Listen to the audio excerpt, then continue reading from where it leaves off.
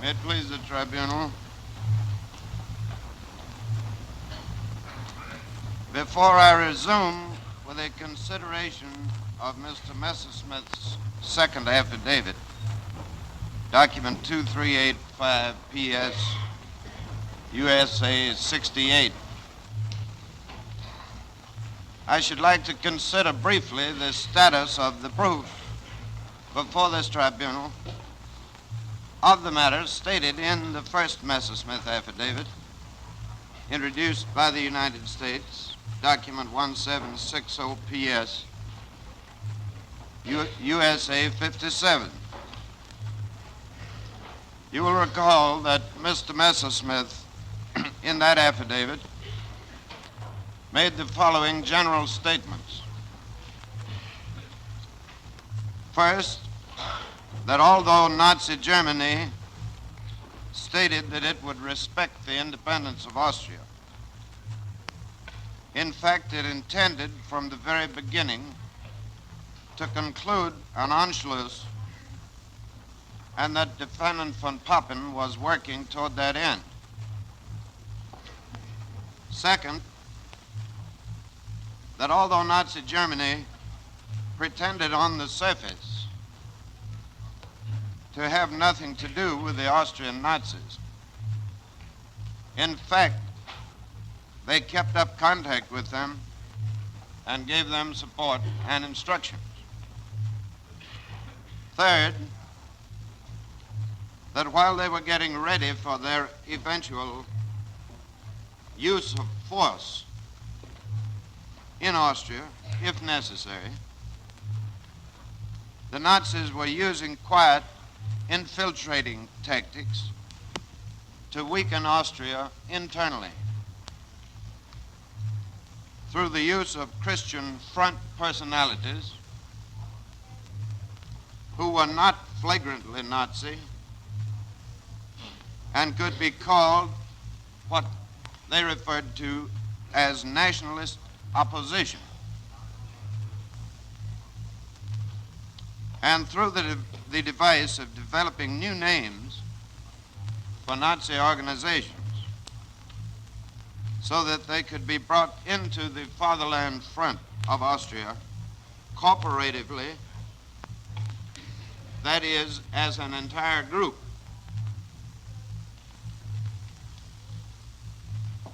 Now let us see briefly what some of our German documents proved in support of these general statements in the Messersmith affidavit.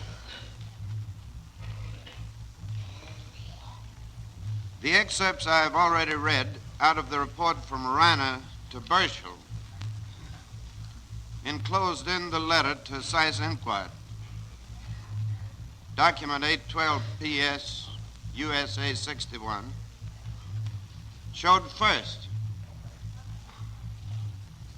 that the Austrian Nazi groups kept up contacts with the Reich,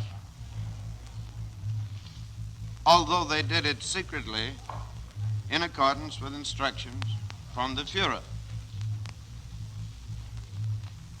Second, that they continued their organization on a secret basis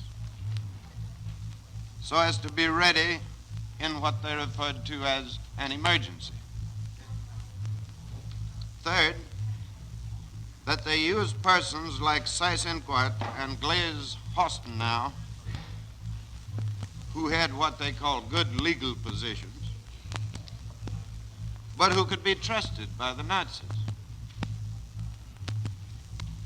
And that 5 days after the Pact of July 11, 1936,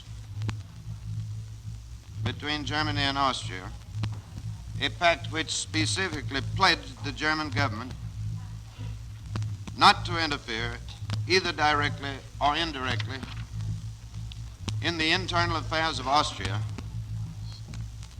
including the question of Austrian National Socialism. The Austrian Nazis met with Hitler at Obersalzberg and received new instructions. And finally, that Hitler then used Kepler whose name we shall again meet in a short while in a significant manner, as his contact man with the Austrian Nazis, with full authority to act for the Führer in Austria and to work with the leaders of the Austrian Nazis. Then we offered document 2247 PS, USA 64,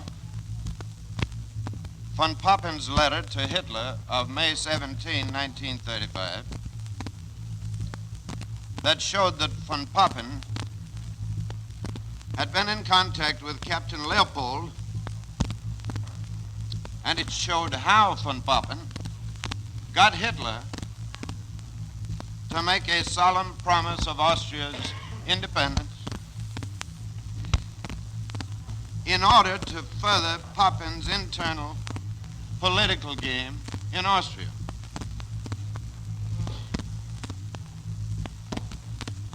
And then we offered document 2248 PS, USA 63, Papen's letter of July 27, 1935, which reviewed the situation 1 year after Dollfuss's death and pointed out how National Socialism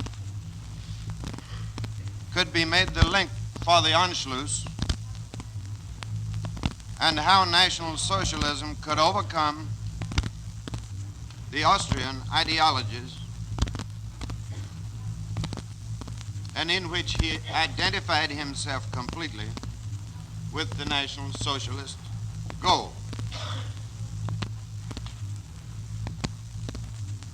We offered document 2246, USA 67,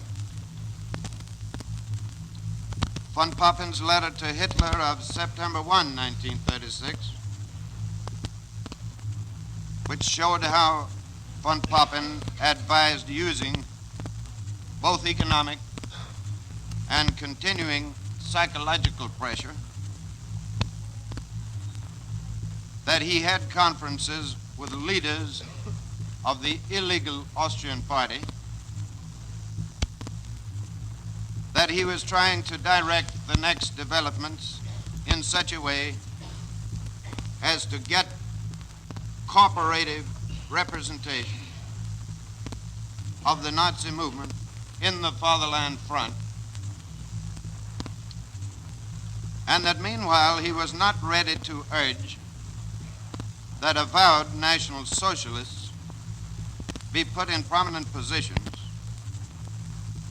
but was quite satisfied with collaborators like Glaze Horstenau. I think that practically all of the statements in Mr. Messerschmidt's affidavit have been fully supported by these documents, German documents which we have introduced. Certain parts of the affidavits cannot be corroborated by documents in the very nature of things. And I refer specifically to Mr. Messerschmidt's conversation with the defendant von Papen in 1934, which I read to the tribunal yesterday. But I think those matters are manifestly just as true and just as clear of the defendant's guilt and complicity. Yesterday, I was reading to the tribunal selected excerpts from Mr. Messerschmidt's second affidavit, 2385 PS, USA 68, relating to the diplomatic preparation for war. Prior to adjournment, I had read to the tribunal excerpts which established the following proposition. First, Nazi Germany undertook a vigorous campaign to break up the diplomatic agreements existing in 1933. First, in the West, the Locarno Pact, supplemented by the French-Belgian Agreement. Second, in the East, the Little Entente, Yugoslavia, Czechoslovakia, and Poland, and their respective mutual assistance pacts with France. The French-Polish Pact. Third, as for Austria, the special concern of Italy for her independence, that is, for Austrian independence.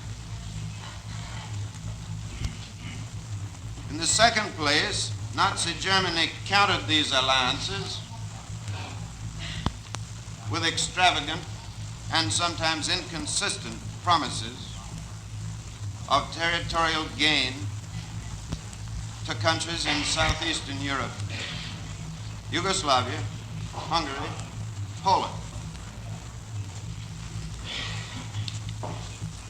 In the third place, Mr. Messerschmitt wrote an official communication to the State Department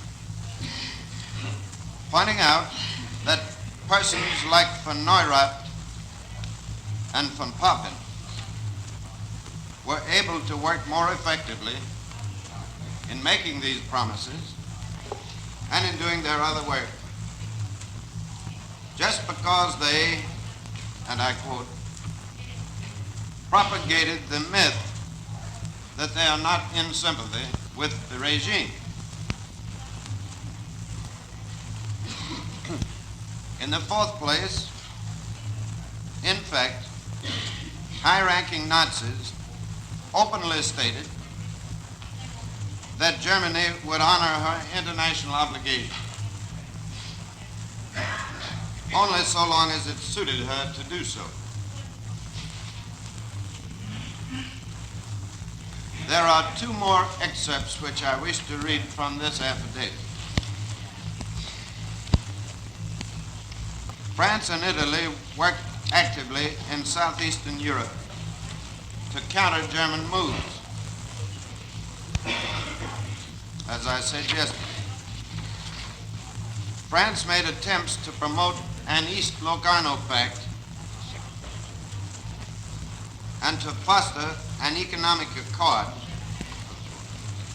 between Austria and the other Danubian powers.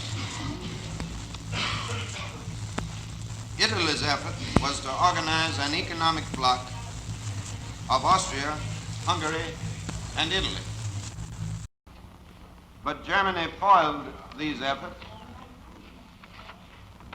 by redoubling its promises of loot,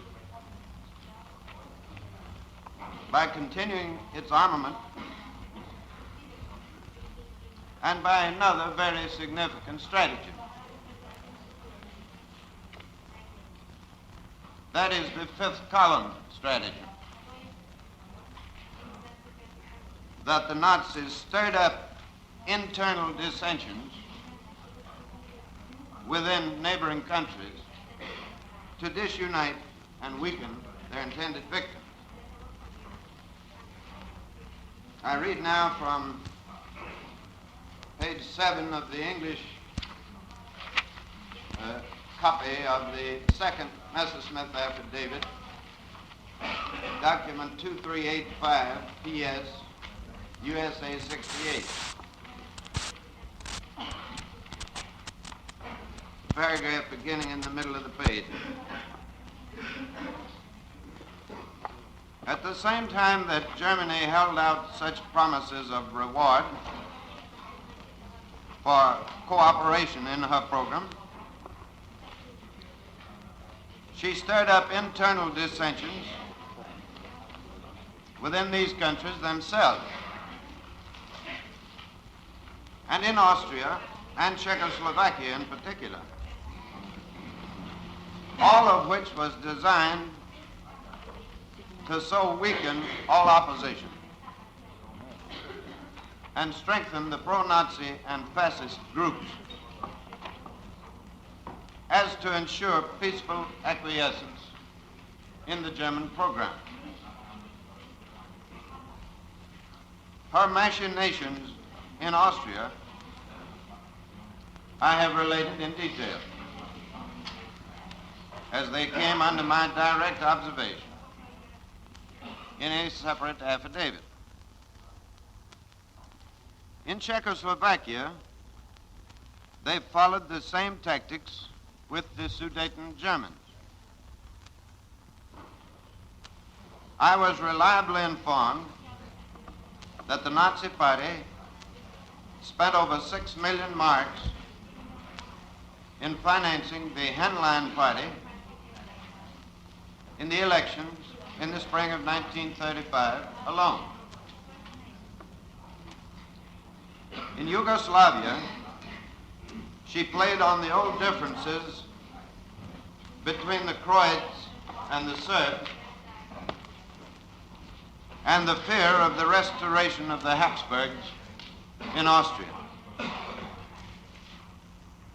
It may be remarked here that this latter was one of the principal instruments and most effective ones which Nazi Germany used as the fear in Yugoslavia, in particular, of a restoration of the Habsburgs was very real. In Hungary, she played upon the agrarian difficulties and at the same time so openly encouraged the Nazi German elements in Hungary as to provoke the government of Hungary to demand the recall of von Mackensen in 1936. In Hungary and in Poland, she played on the fear of communism and communist Russia. In Romania, she aggravated the existing anti-Semitism, emphasizing the important role of the Jews in Romanian industry and the Jewish ancestry of Lupescu. Germany undoubtedly also financed the fascist Iron Guard through Codreanu. Such diplomatic is quoted, measures reinforced by Germany's vast rearmament program had a considerable effect, particularly in Yugoslavia, Poland, and Hungary, and sufficient at least to deter these countries from joining any combination opposed to German designs, even if not enough to persuade them to actively ally themselves with Nazi Germany. Important political leaders of Yugoslavia began to become convinced that the Nazi regime would remain in power and would gain its ends, and that the course of safety for Yugoslavia was to play along with Germany.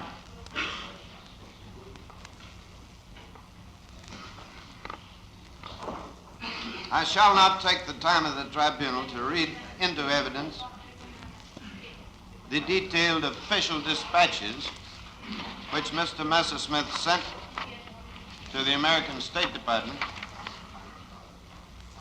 showing that Yugoslavia, Hungary, and Poland were beginning to follow the German line. As for Italy, Germany's initial objective was to sow discord between Yugoslavia and Italy by promising Yugoslavia Italian territory, particularly Trieste, This was to prevent France from reaching agreement with them and to block an East Locarno Pact.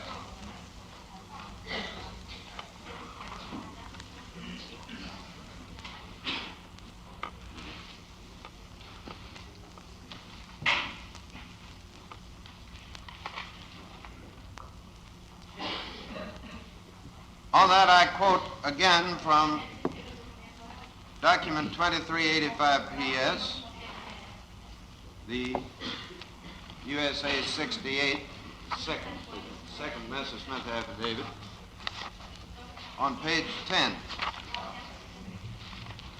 While Italy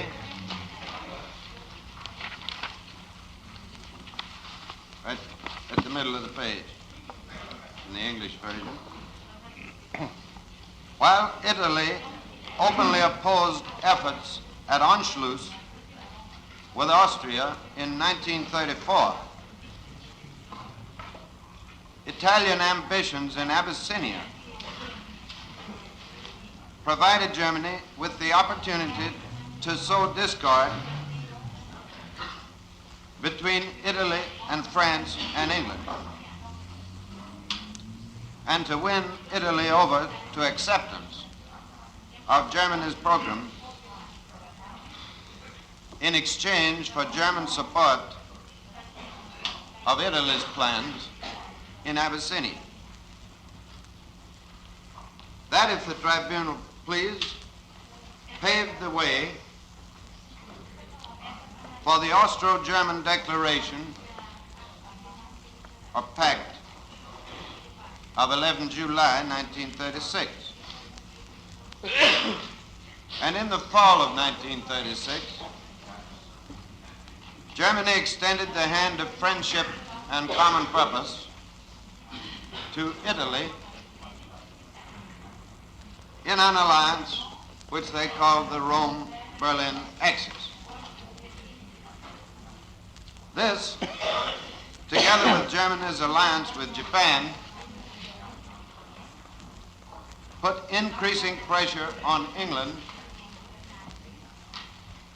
and greatly increased the relative strength of Germany. And so, by means of careful preparation in the diplomatic field, among others, the Nazi conspirators had woven a position for themselves so that they could seriously consider plans for war and begin to outline timetables. Not binding timetables and not specific ones in terms of months and days, but still general timetables in terms of years, which were the necessary foundation for further aggressive planning and the spur to more specific planning. And that timetable was developed, as the tribunal has already seen, in the conference of 5 November 1937, contained in our document number 386 PS, USA 25, the horseback minutes of that conference, which I adverted to in detail on Monday last. In those minutes, we see the crystallization of the plan to wage aggressive war in Europe and to seize both Austria and Czechoslovakia, and in that order.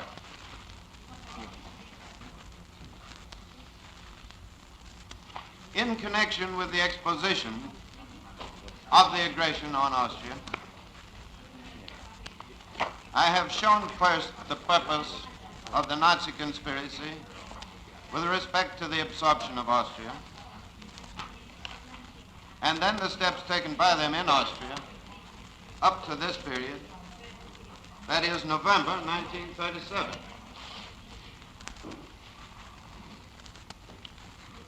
I've also outlined for the tribunal general diplomatic preparations of the Nazi conspirators with respect to their program in Europe generally and with respect to Austria in particular. It may now be profitable to reconsider the minutes of the meeting of 5 November 1937 in the light of this more detailed background. It will be recalled that in that meeting, the Führer insisted that Germany must have more space in Europe. He concluded that the space required must be taken by force. And 3 different possible cases were outlined for different eventualities, but all reaching the conclusion that the problem would certainly have to be solved before 1943 to 1945. Then there was envisaged the nature of a war in the near future, specifically against Austria and Czechoslovakia. Hitler said that for the improvement of Germany's military, political position, it must be the first aim of the Nazis, in every case of entanglement by war, to conquer Czechoslovakia and Austria simultaneously in order to remove any threat from the flanks in case of a possible advance westward. Hitler then considered that the embodiment into Germany of Czechoslovakia and Austria would constitute the conquest of food for from 5 to 6 million people, including the assumption that the comprehensive forced immigration of 1 million people from Austria could be carried out. And he further pointed out that the annexation of the 2 states to Germany, both militarily and politically, would constitute a considerable relief, since they would provide shorter and better frontiers, would free fighting personnel for other purposes, and would make possible the reconstitution of large new German armies. Insofar as Austria is concerned, those minutes reveal a crystallization in the policy of the Nazi conspirators. It had always been their aim to acquire Austria. At the outset, a revolutionary putsch was attempted, but that failed. The next period was one of surface recognition of the independence of Austria and the use of devious means to strengthen the position of Nazis internally in Austria. Now, however, it became clear that the need or the greed for Austria, in the light of the larger aggressive purposes of the Nazi conspirators, was sufficiently great to warrant the use of force in order to obtain Austria with the speed that was desired. In fact, as we shall see later, the Nazis were actually able to secure Austria after having weakened it internally and removed from it the support of other nations, merely by setting the German military machine into motion and making a threat of force. The German armies were able to cross the border and secure the country without the necessity of firing a shot.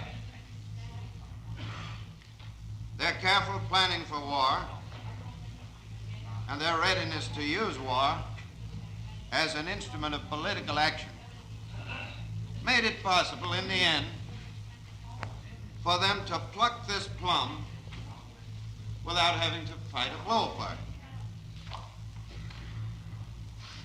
The German High Command had, of course, previously considered preparations against Austria. I offer in evidence another German document, C-175, as Exhibit USA 69. It again is top secret with the added legend in German, Chefsache nur durch Offizier. Chief matter only to be delivered through an officer.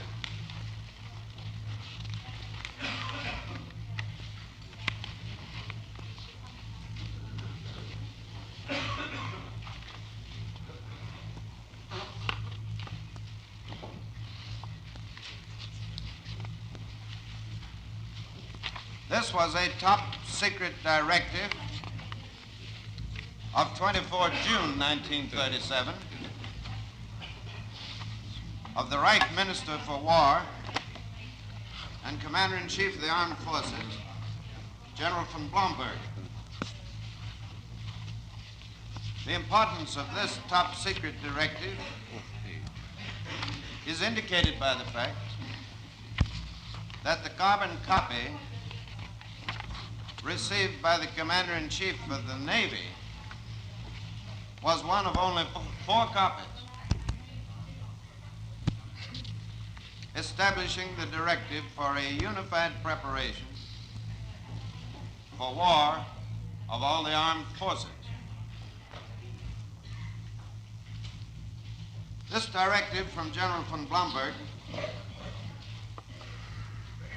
states that although the political situation indicates that Germany need not consider an attack from any side,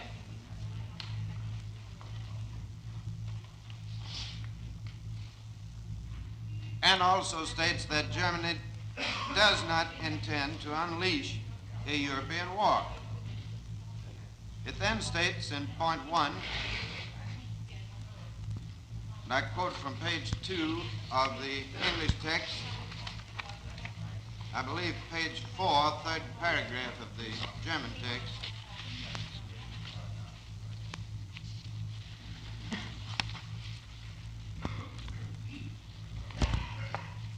The intention to unleash a European war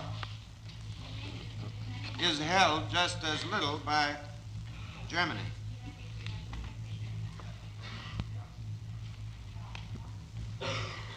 Nevertheless, the politically fluid world situation, which does not preclude surprising incidents, demands a continued preparedness for war by the German armed forces. A, to counterattacks at any time.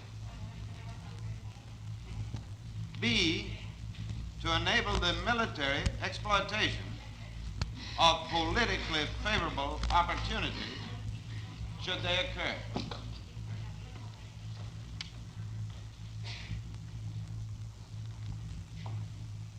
The directive then indicates that there will be certain preparations for war of a general nature. I quote the first 2 portions of paragraph 2 on page 2 of the English text, and I think page 5 of the German text. 2, the preparations of a general nature include A, the permanent preparedness for mobilization of the German armed forces even before the completion of rearmament and full preparedness for war. B, the further working on, quote, mobilization without public announcement, end the quote, in order to put the armed forces in a position to begin a war suddenly and by surprise, both as regards strength and time. And the directive finally indicates that there might be special preparation for war against Austria. I quote from Part 3:1, Special Case Otto, page 4 of the English text, page 19 of the German text.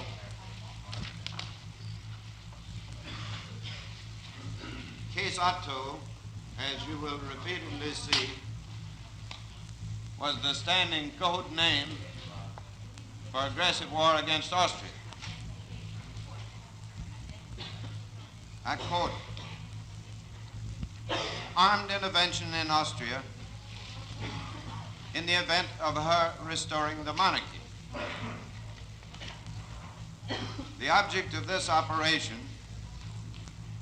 will be to compel Austria by armed force to give up a restoration.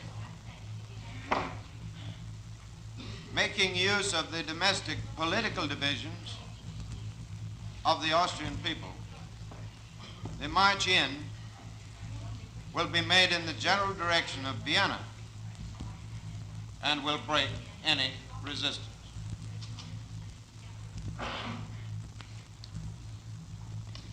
I should now like to call attention to two conversations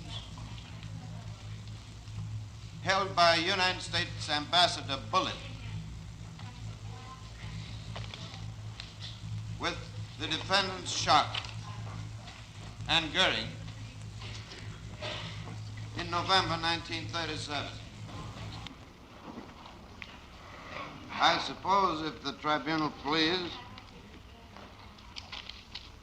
that the fundamental basis of the objection just stated by distinguished counsel must have been his theory that Germany never made any plans to invade Austria. And if so, it would seem to follow that Germany never invaded Austria. And perhaps history is mistaken.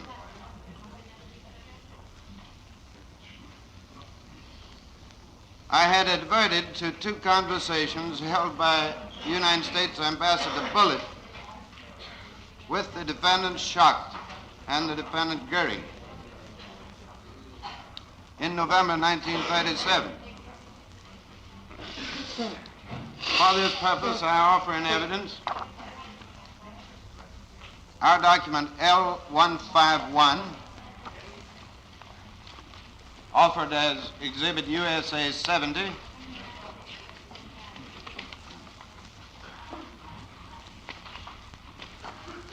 a dispatch from Mr. Bullitt, American ambassador in Paris, to the American Secretary of State on 23 November 1937.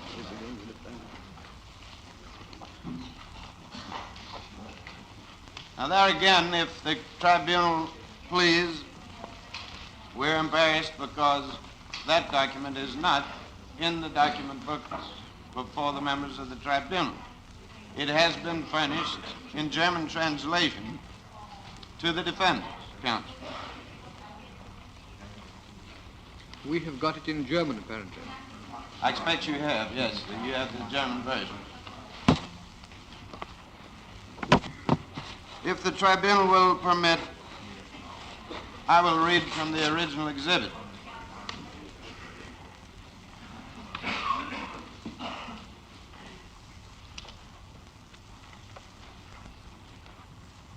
On top is a letter from Ambassador Bullitt to the Secretary of State, November 23, 1937,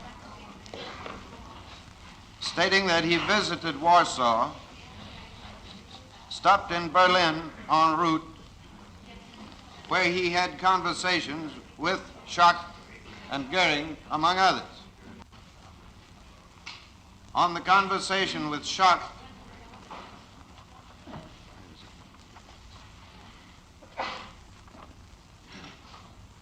I read from page 2 of the report. Schacht said that in his opinion, the best way to begin to deal with Hitler was not through political discussions, but through economic discussions. Hitler was not in the least interested in economic matters. He regarded money as filth. It was therefore possible to enter into negotiations with him in the economic domain without arousing his emotional antipathies, and it might be possible, through the conversations thus begun, to lead him into arrangements in the political and military field in which he was intensely interested. Hitler was determined to have Austria eventually attached to Germany and to obtain at least autonomy for the Germans of Bohemia. At the present moment, he was not vitally concerned about the Polish corridor, and in his, that is Schacht's, opinion, it might be possible to maintain the corridor provided Danzig were permitted to join East Prussia,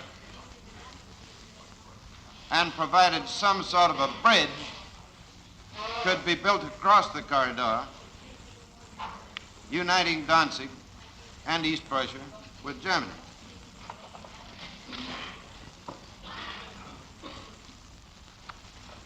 And for the defendant Goering's statements to Ambassador Bullitt,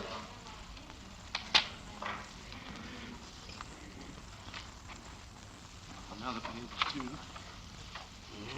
I read from the second memorandum of conversation between Ambassador Bullitt and General Hermann Goering on page 2 of that document.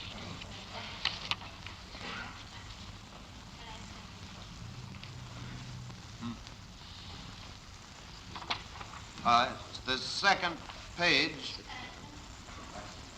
following a part of a sentence which is underscored, underlined.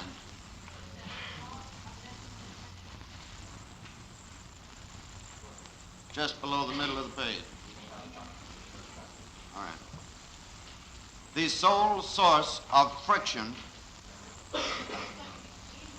between Germany and France was the refusal of France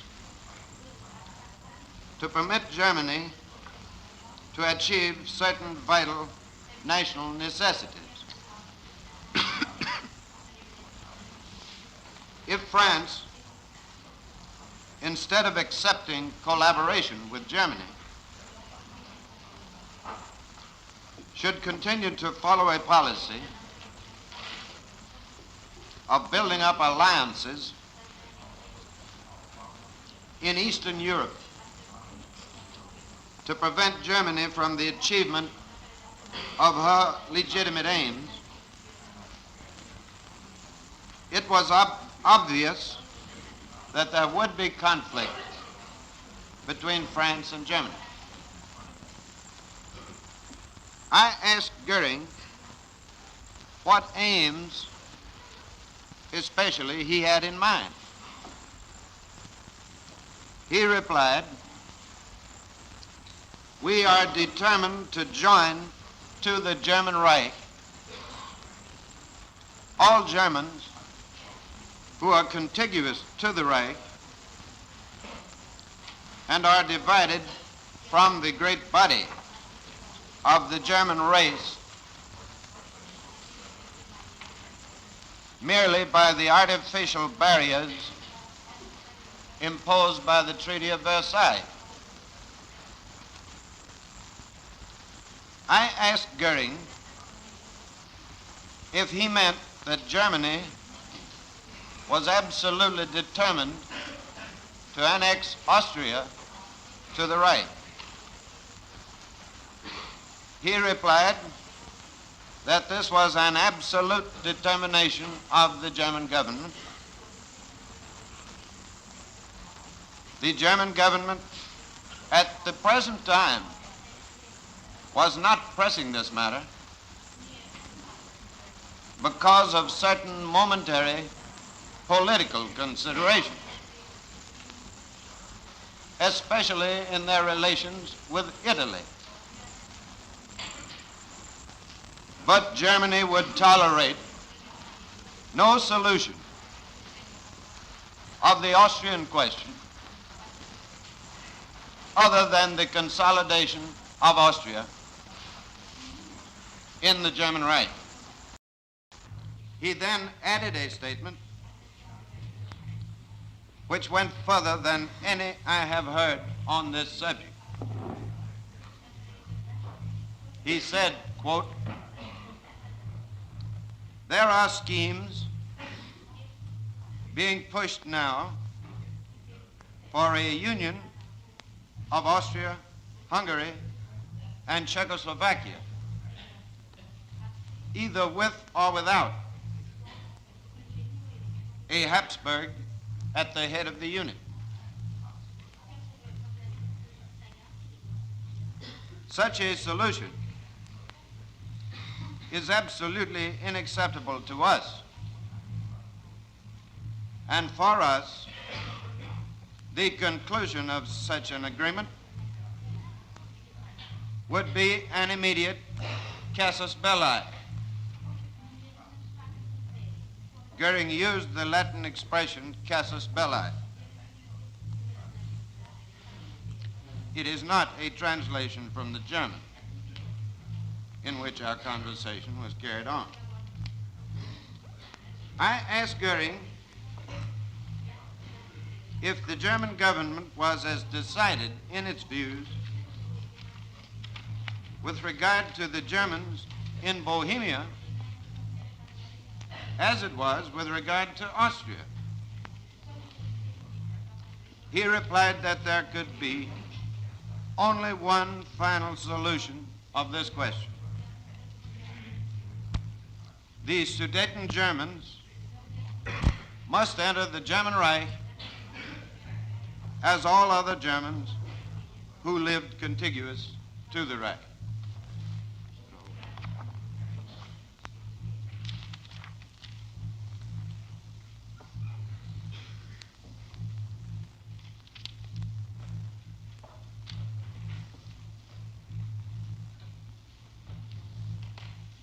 These, if the tribunal please, are official reports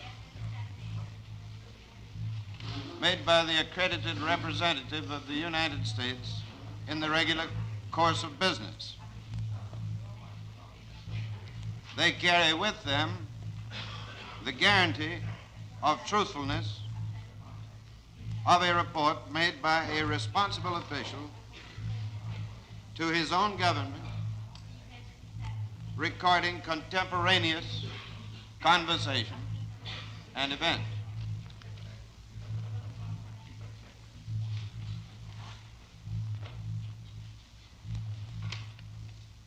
My next subject is pressure and threats resulting in further concessions by Austria. A meeting at Berchtesgaden, 12 February 1938, As I have stated before, the Austrian government was laboring under great difficulties imposed by its neighbor. There was economic pressure, including the curtailment of the important tourist trade, and there was what the defendant von Papen called slowly intensified psychological pressure. There were increasing demonstrations, plots, and conspiracies. Demands were being presented by Captain Leopold, and approval of the Nazis was being espoused by the defendant Seyss-Inquart, the new Counselor of State of Austria. In this situation, Chancellor Schuschnigg decided to visit Hitler at Berchtesgaden.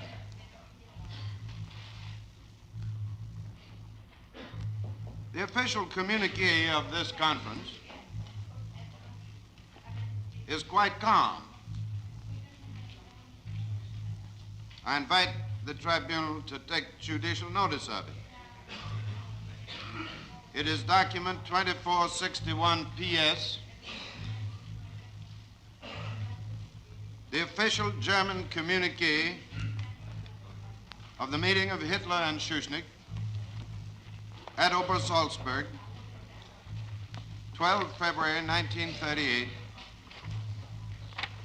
taken from the official Documenta der Deutschen Politik,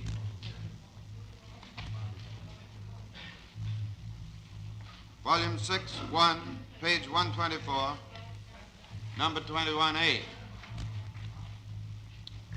The communique states that the unofficial meeting was caused by the mutual desire to clarify by personal conversations the questions relating to the relationship between the German Reich and Austria. The communique lists among those present Schuschnigg and his foreign minister Schmidt, Hitler and his foreign minister Ribbentrop, and the defendant von Papen. The communique concludes on a rather bright note, saying, I quote, both statesmen are convinced that the measures taken by them constitute at the same time an effective contribution toward the peaceful development of the European situation. End the quote. A similar communique was issued by the Austrian government. But in fact, and as I think history well knows, the conference was a very unusual and a very harsh one. Great concessions were obtained by the German government from Austria. The principal concessions are contained in the official Austrian communique of the reorganization of the cabinet and the general political amnesty dated 16 February 1938. That communique, as taken from the Documenta der Deutschen Politik, volume 6, page 125, number 21B, is translated in our document 2464 PS, and I invite the court's judicial notice of that communique.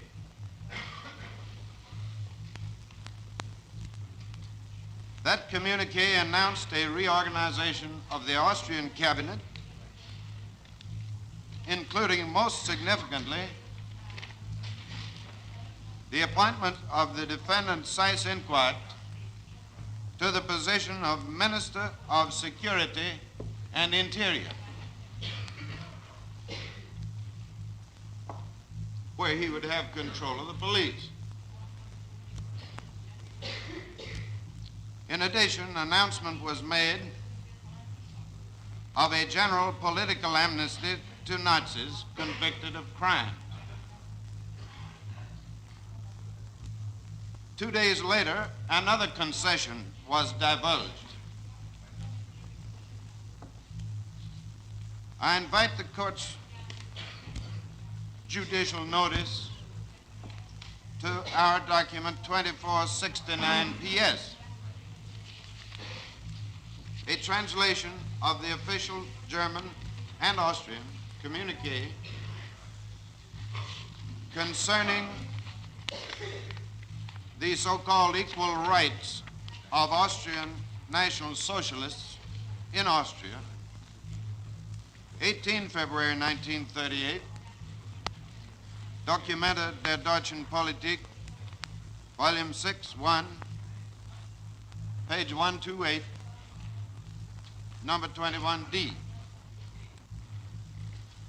That communique announced that pursuant to the Berchtesgaden Conference, the Austrian National Socialists would be taken into the Fatherland Front, the single legal political party of Austria. Did you tell us what exhibit numbers those two documents were? I'm sorry, it's document 2469 PS. 69. No, we haven't had that yet. We've had 2461 PS, which is exhibit what? Well, I hadn't read it in. I was asking the tribunal to take judicial notice of this as an official communique. Very well, you're not going to give it an exhibit number? No, sir. Very well. Nor 2465? No, sir. Very well.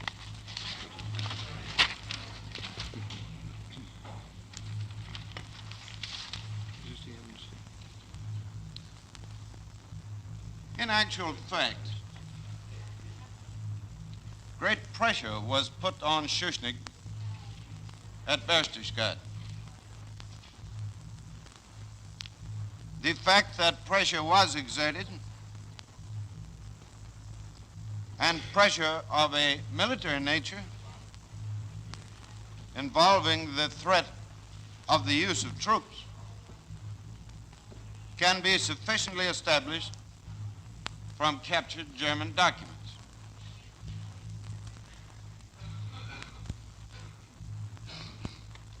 I have our document 1544 PS,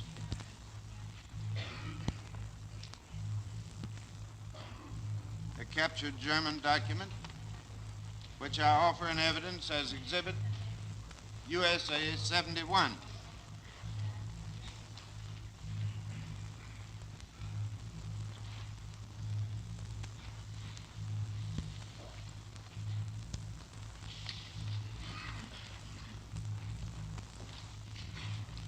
This document consists of the defendant von Pappen's own notes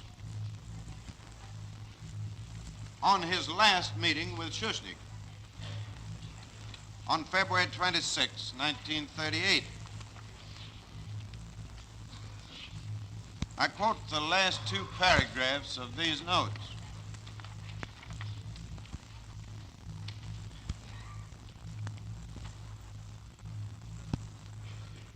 This is von Papen speaking in his own notes. I then introduced into the conversation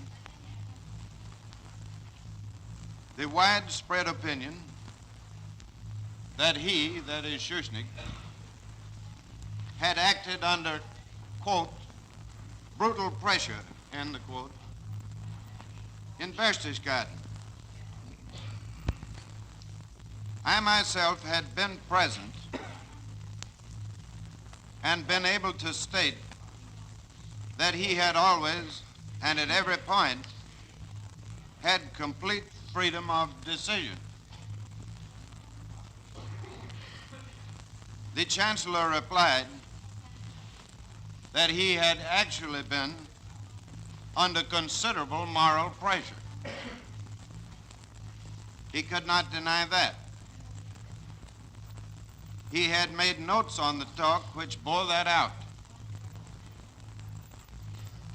I reminded him that despite this talk, he had not seen his way clear to make any concessions. And I asked him whether, without pressure, he would have been ready to make the concessions he made late in the evenings. He answered, to be honest, no. And then von Papen says, it appears to me of importance to record this statement. In parting, I asked the Chancellor never to deceive himself that Austria could ever maintain her status with the help of non-German European combinations. This question could be decided only according to the interests of the German people. He asserted that he held the same conviction and would act accordingly.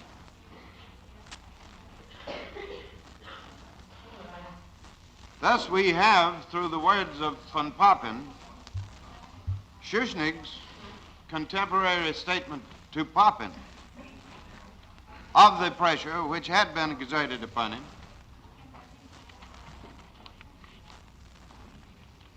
as recorded by von Papen in an original contemporaneous entry.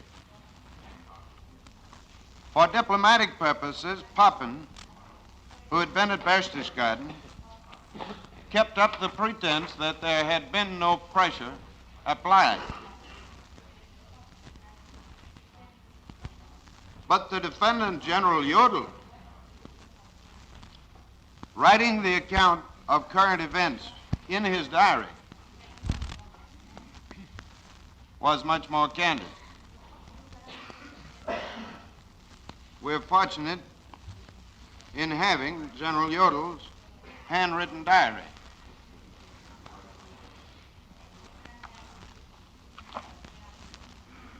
In German script, which I can't read. It's our document 1780PS, and I offer it in evidence as Exhibit USA 72.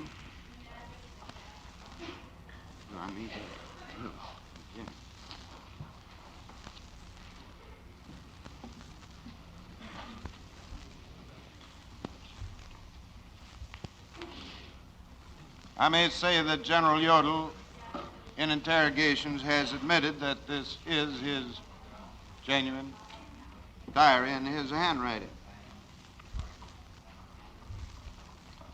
This diary discloses not only the pressure at Berchtesgaden, but also the fact that for some days thereafter, Defendant Keitel and Admiral Canaris worked out a scheme for shamming military pressure in order, obviously, to coerce President Miklas of Austria into ratifying the agreement. It started from Schuschnigg at Berchtesgaden. It will be noted that the approval of President Miklas was needed to ratify the Berchtesgaden agreement. That is, with respect to naming Seyss-Inquart as Minister of Interior and Security. And so the Nazi conspirators kept up the military pressure with threats of invasion for some days after the Berchtesgaden conference in order to produce the desired effect on President Miklas. I quote from General Jodl's diary the entries for February 11, February 14, 1938. The entry 11 February. In the evening and on 12 February, General K. Keitel with General von Reichenau and Sperler at the Obersalzberg. Schuschnigg, together with G. Schmidt, are again being put under heaviest political and military pressure. At 2300 hours, Schuschnigg signs protocol. 13 February. In the afternoon, General K. Keitel asks Admiral C.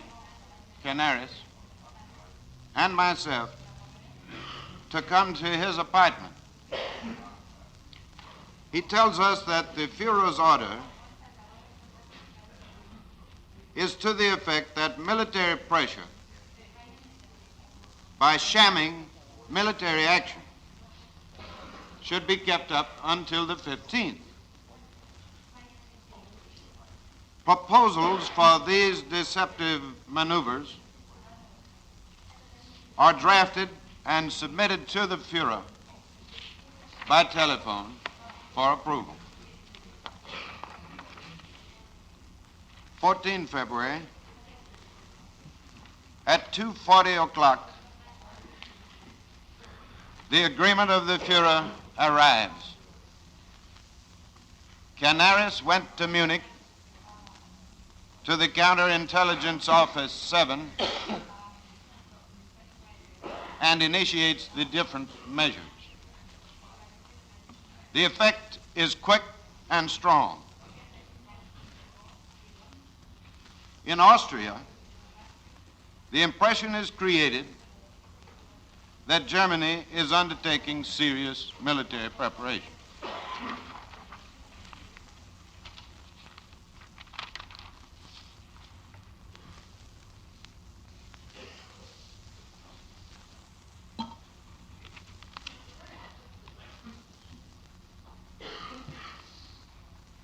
The proposals for deceptive maneuvers reported on by Defendant Jodl are set forth in document 1775 PS, a captured German document, which I offer in evidence as Exhibit USA 73.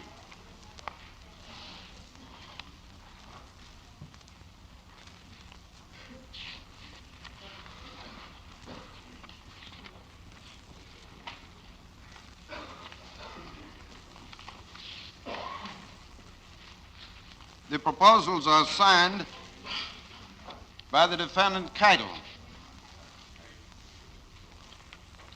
Underneath his signature appears a note that the Führer approved the proposal.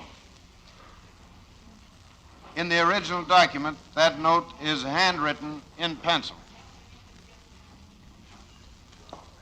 The rumors which Keitel proposed for the intimidation of Austria make very interesting reading. I quote the first 3 paragraphs of the suggested orders.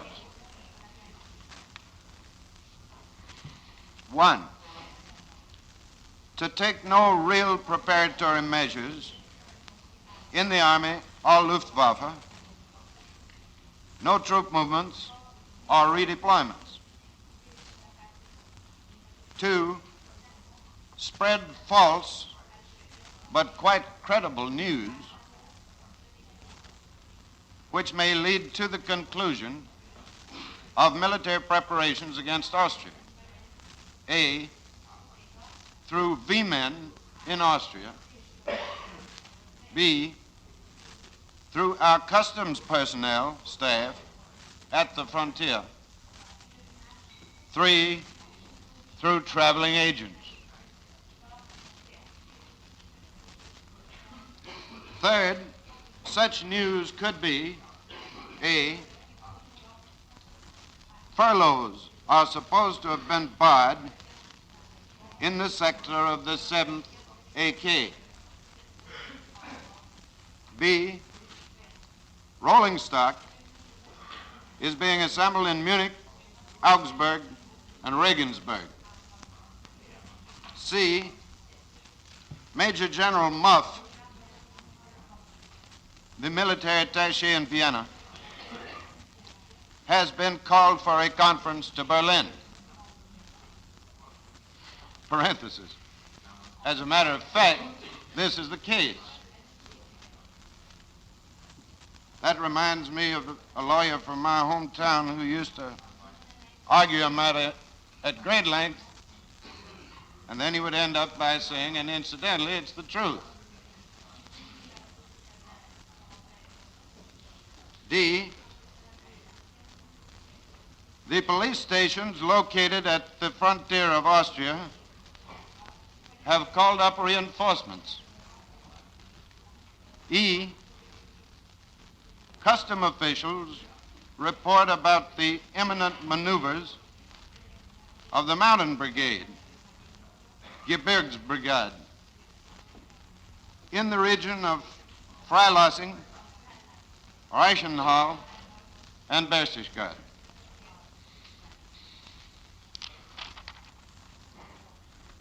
The total pattern of intimidation and rumor was effective,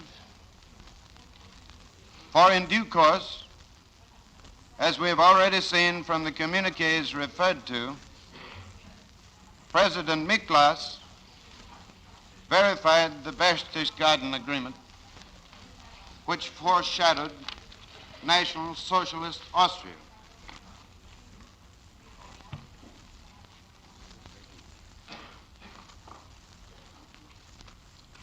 And then the events culminating in the actual German invasion on 12 March 1938.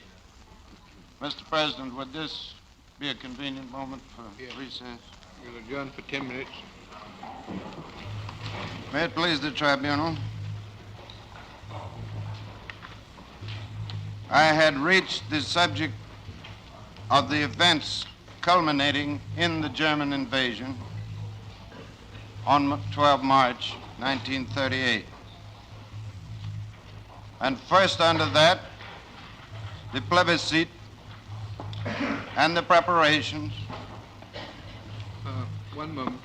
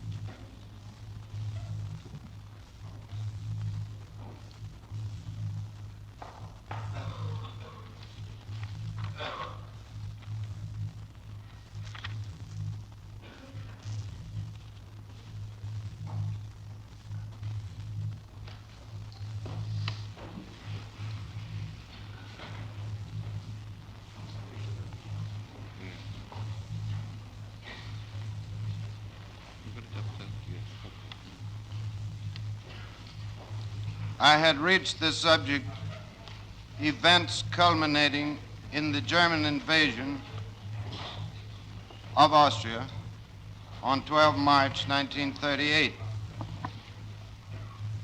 And first under that, the plebiscite and the preparations for both German and Austrian National Socialists. The day after his appointment as Minister of the Interior of Austria, Seyss-Inquart flew to Berlin for a conference with Hitler. I invite the court to take judicial notice of the official German communique covering that visit of Seyss-Inquart to Hitler, as it appears in the Documenta der Deutschen Politik, Volume 6, 1, page 128, number 21C, a copy of which will be found in our document 2484 PS. On March 9, 1938, 3 weeks after Seyss-Inquart had been put in charge of the police of Austria and was in a position to direct their handling of the National Socialists in Austria, 3 weeks after the Nazis began to exploit their new prestige and position with its portent of further victories, Schuschnigg made an important announcement.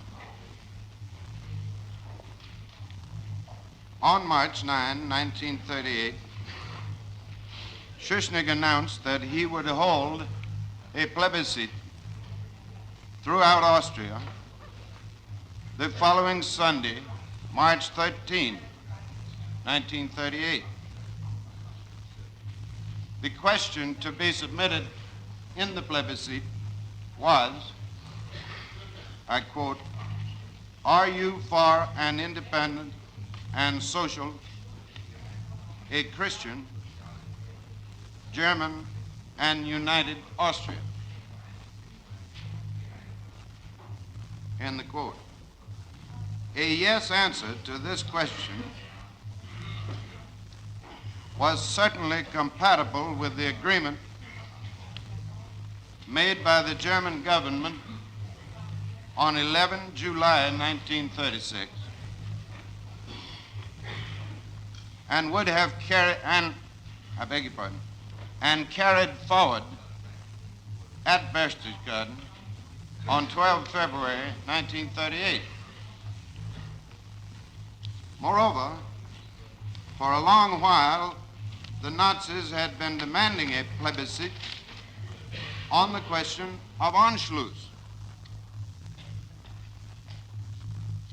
But the Nazis apparently appreciated the likelihood of a strong yes vote on the question put by Schuschnigg in the plebiscite. And they could not tolerate the possibility of such a vote of confidence in the Schuschnigg government. In any case, as events showed, they took this occasion to overturn the Austrian government.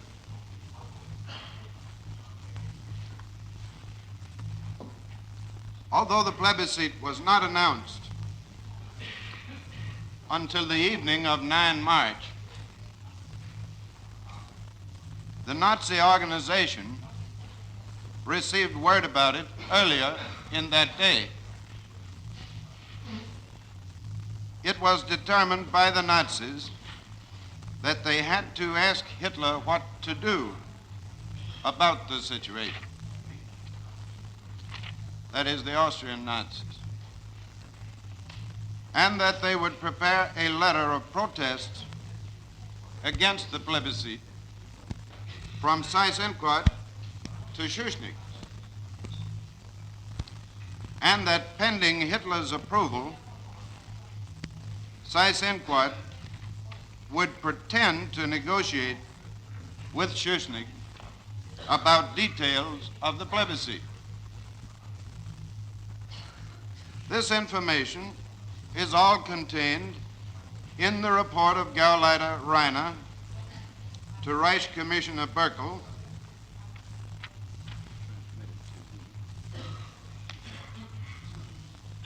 transmitted, as I've already pointed out, to Seyss Inquart, and which has already been received in evidence, our document 812 PS, USA 61.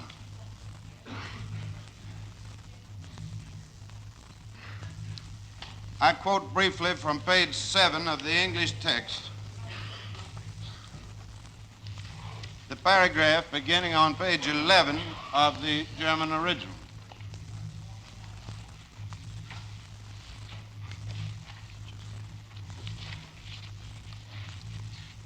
The Landesleitung received word about the planned plebiscite through illegal information services on 9 March 1938 at 10 a.m. At the session, which was called immediately afterwards, Seyss Inquart explained that he had known about this for only a few hours, but that he could not talk about it because he had given his word to keep silent on this subject. But during the talks, he made us understand that the illegal information we received was based on truth, and that in view of the new situation, he had been cooperating with the Landesleitung from the very first moment.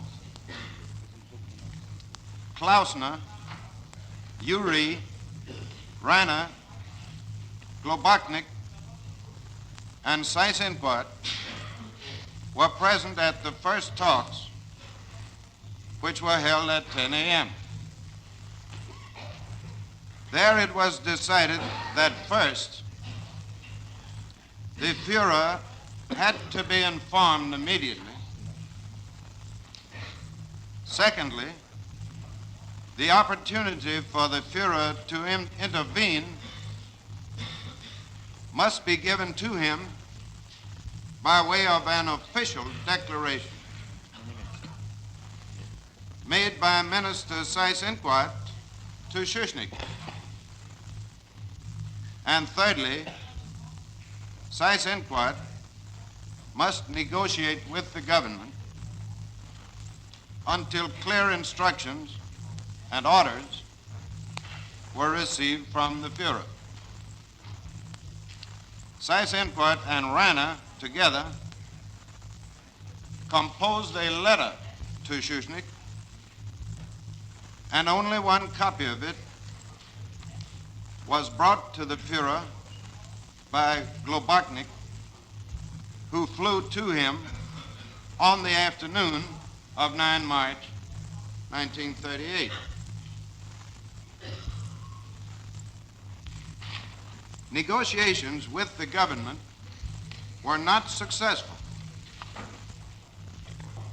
Therefore, they were stopped by Seyss Inquart in accordance with the instructions he received from the Führer. On the 10th March, all preparations for future revolutionary actions had already been made, and the necessary orders given to all unit leaders. During the night of the 10th to 11th, Globachnik returned from the Führer with the announcement that the Führer gave the party freedom of action and that he would back it in everything it did. That means the Austrian Nazi Party. Next,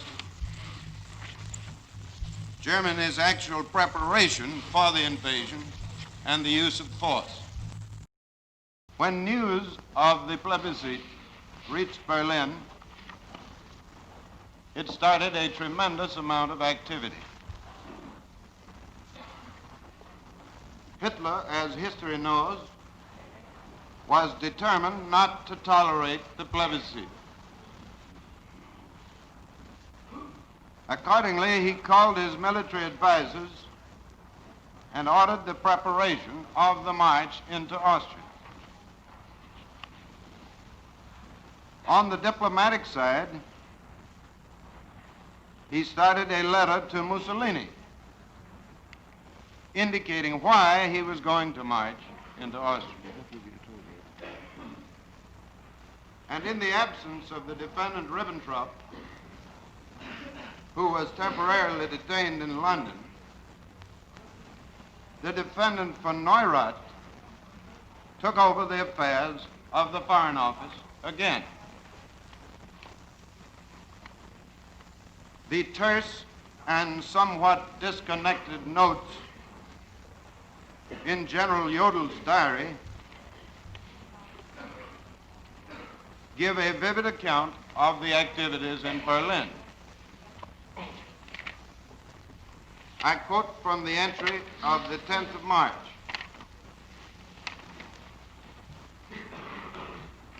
By surprise, and without consulting his ministers,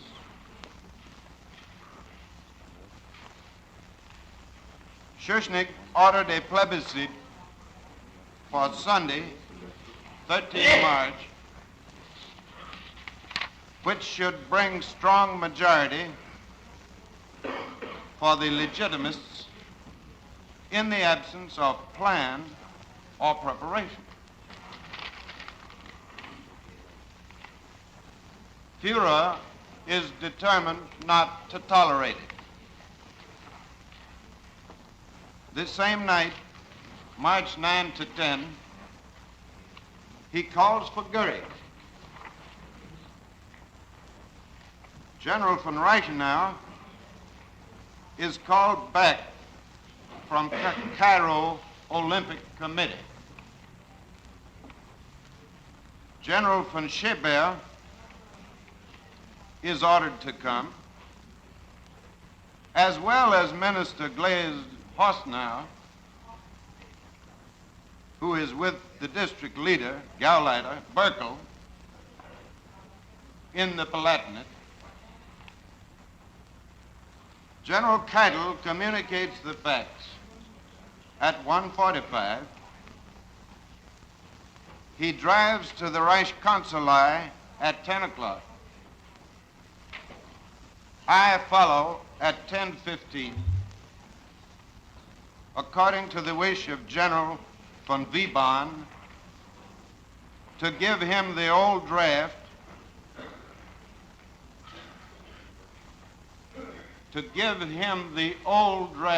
quote, prepare case Otto, end the quote.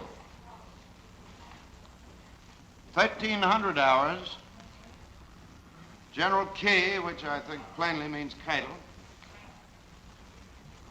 informs Chief of Operational Staff and Admiral Canaris. Ribbentrop is being detained in London. Neurath takes over the Foreign Office. Führer wants to transmit ultimatum to the Austrian cabinet. A personal letter is dispatched to Mussolini, and the reasons are developed which force the Führer to take action. 18:30 hours, mobilization order is given to the command of the 8th Army, Corps Area 3, 7th and 13th Army Corps, without reserve army. Now it is to be noted that defendant von Neurath was at this critical hour acting as foreign minister. The previous February, the defendant Ribbentrop had become foreign minister, and von Neurath had become president of the secret cabinet council. But in this critical hour of foreign policy, the defendant Ribbentrop was in London handling the diplomatic consequences of the Austrian transaction. As foreign minister, in this hour of aggression, involving mobilization and movement of troops, use of force, and threats to eliminate the independence of a neighboring country, the defendant von Neurath resumed his former position in the Nazi conspiracy.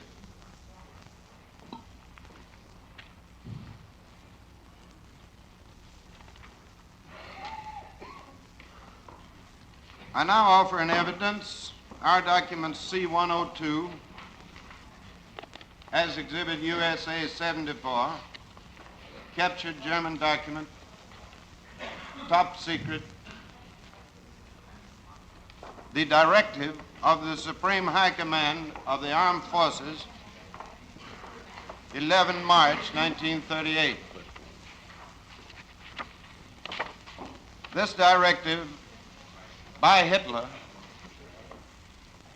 initialed by the defendants Jodl and Keitel, stated Hitler's mixed political and military intentions.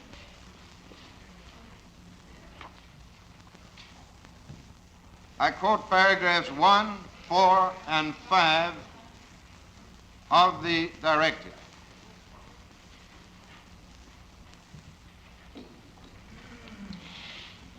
First, the capture. The Supreme Command of the Armed Forces, with some initials, referring to Operation Otto. 30 copies. This is the 11th copy. Top secret. 1.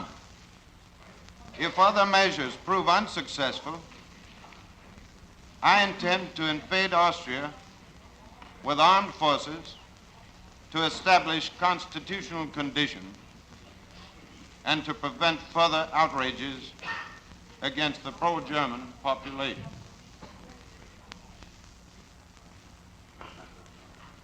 Paragraph 4.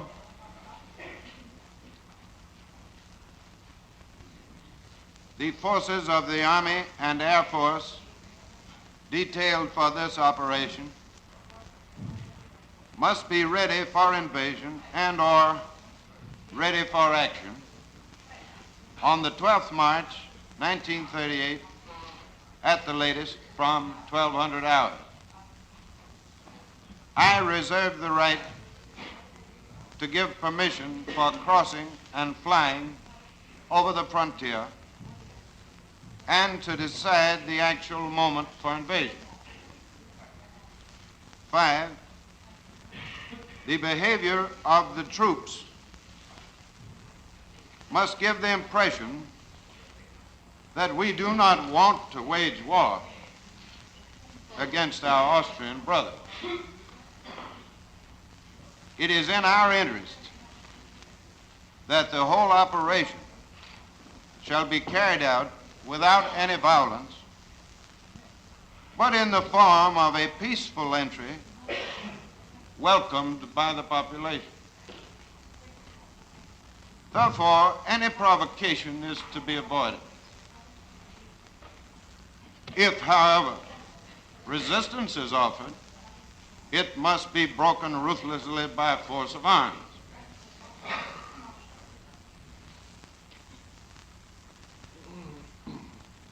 I also offer in evidence captured German documents C-103 as Exhibit USA 75, Special Instructions Number 1, Directive 11 March 1938.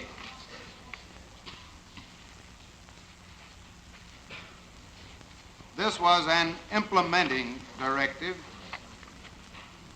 issued by the defendant Jodl, and it provided as follows.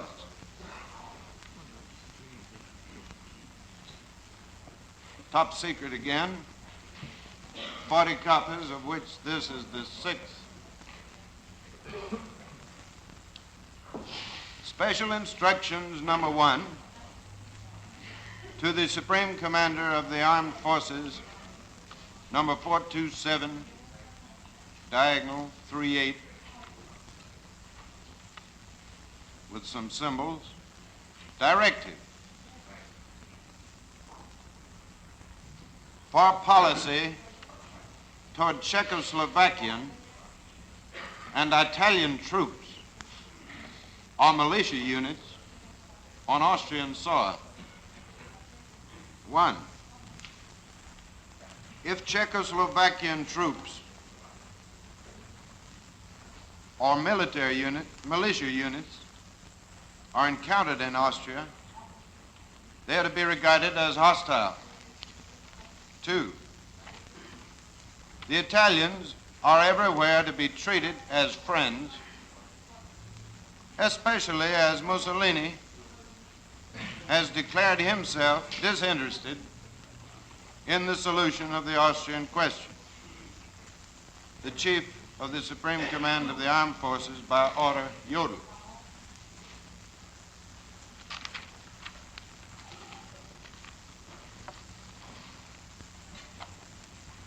Next, the actual events of 11 March in Austria. The events of 11 March 1938 in Austria are available to us in 2 separate accounts. Although these accounts differ in some minor details, such as precise words used and precise times when they were used, they afford each other almost complete corroboration. We think it appropriate for this tribunal to have before it a relatively full account of the way in which the German government on 11 March 1938 deprived Austria of its sovereignty.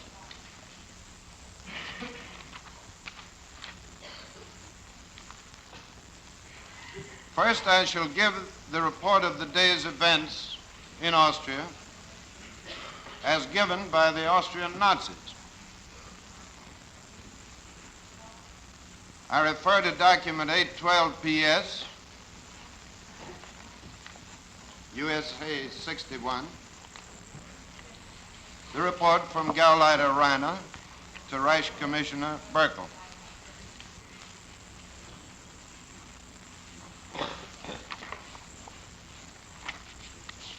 And I shall read from page 8 of the English version.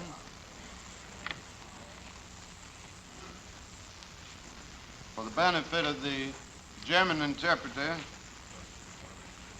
I'm starting following a tabulation, first case, second case, third case, and following the sentence, Dr. Seyss-Inquart took part in these talks with the Gauleiter. On Friday, 11 March, the minister, Glaise Hostenau, arrived in Vienna after a visit with the Führer.